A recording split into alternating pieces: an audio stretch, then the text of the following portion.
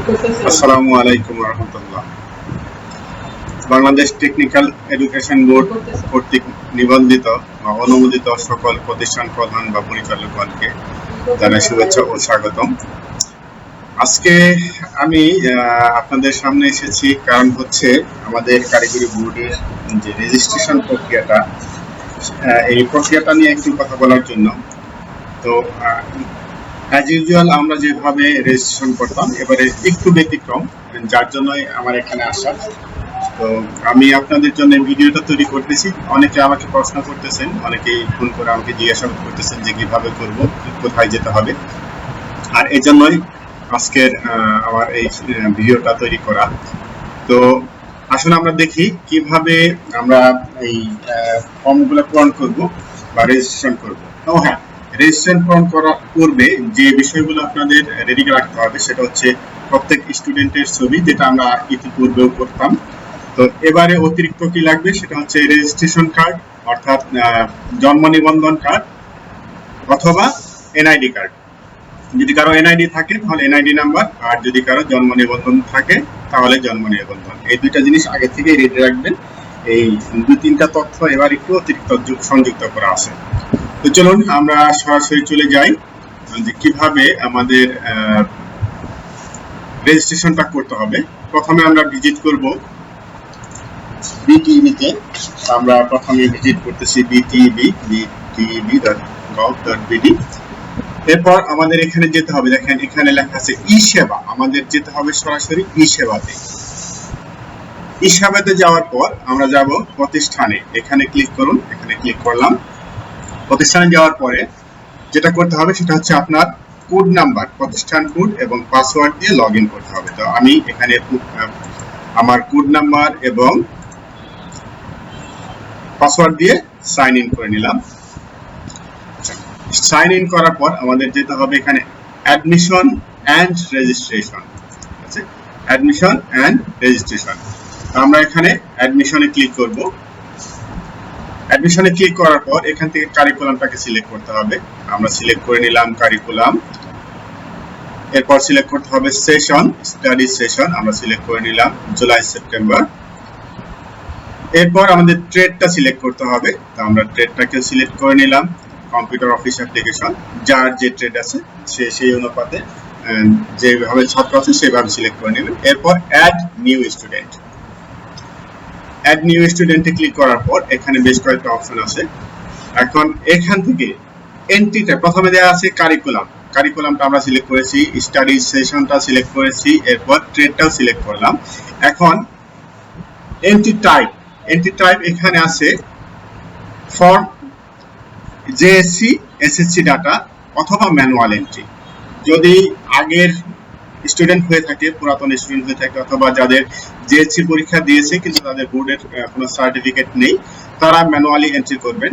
আর এবার যারা এসএসসি পরীক্ষা দিয়েছে বা যাদের জেএসসি সার্টিফিকেট আছে বা পূর্বে 2020 পর্যন্ত যাদের এসএসসি পরীক্ষা বা জেএসসি পরীক্ষা আছে তাদের এইচএসসি জেএসসি এই ডাটাটা দিয়ে শুরু করবেন। যেমন এখানে আমি সিলেক্ট করতেছি ফ্রম জেএসসি এসএসসি ডাটা। আমি এখান থেকে এসএসসি ডাটাটা সিলেক্ট করলাম। এরপর ক্লাস রোল, ক্লাস রোল আপনি আপনার ক্লাসের যে রোল যেভাবে ভর্তি হয়েছে তারা ওই অনুপাতে রোল নাম্বারটা দিয়ে যাবেন, যেটা আমি এখানে দিলাম 01। এরপর এখানে সিলেক্ট করতে হবে এক্সামিনেশন, সিলেক্ট এক্সামিনেশন। আমরা দিয়ে দেব এসএসসি, কারণ আমি এসএসসির একজন স্টুডেন্টের তথ্যগুলো পূরণ করতেছি। এরপর আছে রিকোয়েস্টেড বোর্ড, আমরা বোর্ড এটা দেব আমার ঢাকা। রোল নাম্বার, এখানে রোল নাম্বারটা দিতে হবে এসএসসি, তো আমি রোল নাম্বারটা দিয়ে দিচ্ছি 226511। পাসিং ইয়ার, এখানে আমার পাসিং ইয়ারটা হচ্ছে 2023।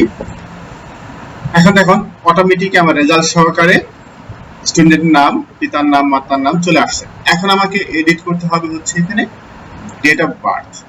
ডেট অফ বার্থ আমরা দিয়ে দিচ্ছি 07, সরি প্রথমে যেটা দিতে হবে সেটা হচ্ছে মান্থ, তাহলে সেটা আমাদের দিতে হবে 02072007। ওকে, এরপর মেল ফিমেল, রিলিজিয়ন আমরা দিয়ে দিচ্ছি ইসলাম। এখানে আইডি টাইপ, আইডি টাইপ বলতে আপনাকে যে ধরনের আইডি দিয়ে আপনি শনাক্ত করবেন সেটা এনআইডি কার্ড হতে পারে অথবা জন্ম নিবন্ধন হতে পারে, যে কোনো একটা সিলেক্ট করতে পারেন। আমি এখান থেকে সিলেক্ট করে দিচ্ছি জন্ম নিবন্ধন, যেহেতু ওদের আইডি কার্ড এখনো হয়নি। এখন এখানে জন্ম নিবন্ধন নাম্বারটা দিয়ে দিতে হবে। তো আমি এখানে জন্ম নিবন্ধন নাম্বারটা দিয়ে দিচ্ছি।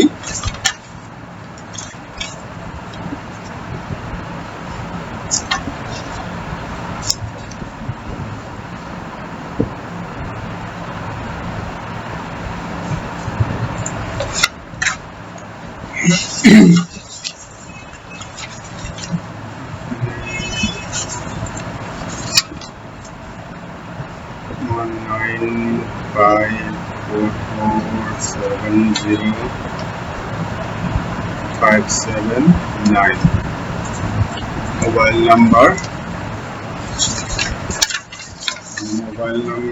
হচ্ছে 01865883374। Social status general. আচ্ছা, এখানে কয়েকটা বিষয় অতিরিক্ত অ্যাড করা হচ্ছে, সেটা হচ্ছে email, social status, blood group. যদি ব্লাড গ্রুপ জানা থাকে সেটা দিয়ে দিতে পারেন। যেমন এখানে আমাদের তথ্য দেওয়া আছে স্টুডেন্টের ব্লাড গ্রুপ,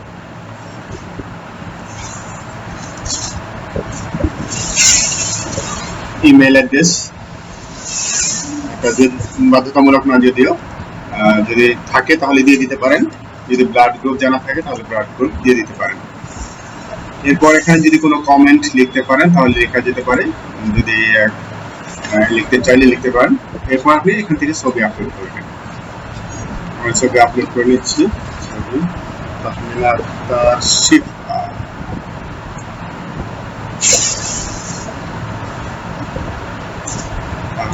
শিফা, ওকে, ছবিটা আপলোড হয়ে গেছে। এবারে সেভ করে দিন। এখানে সেভ। তাহলে দেখুন আমাদের স্টুডেন্ট সেভ হয়ে গেছে। এরপরে আবার অ্যাড করে পর্যায়ক্রমে এগুলা করতে থাকে। যার যতগুলো স্টুডেন্ট আছে এটা সম্পূর্ণ করতে হবে। সম্পূর্ণ করার পরে আবার এখান থেকে সিলেক্ট করতে হবে। সিলেক্ট করে গিয়ে আপনার ফর্ম ফিল আপটা পরিপূর্ণ করতে হবে এবং টাকা পাঠাতে হবে। আশা করি সবাই বুঝতে পেরেছেন। আর যদি কারো বুঝতে সমস্যা হয়ে থাকে আমাকে আমাদের গ্রুপে নক দিতে পারেন। ইনশাআল্লাহ যতটুকু সম্ভব আমি সহায়তা করব। ধন্যবাদ সবাইকে। আল্লাহ হাফেজ।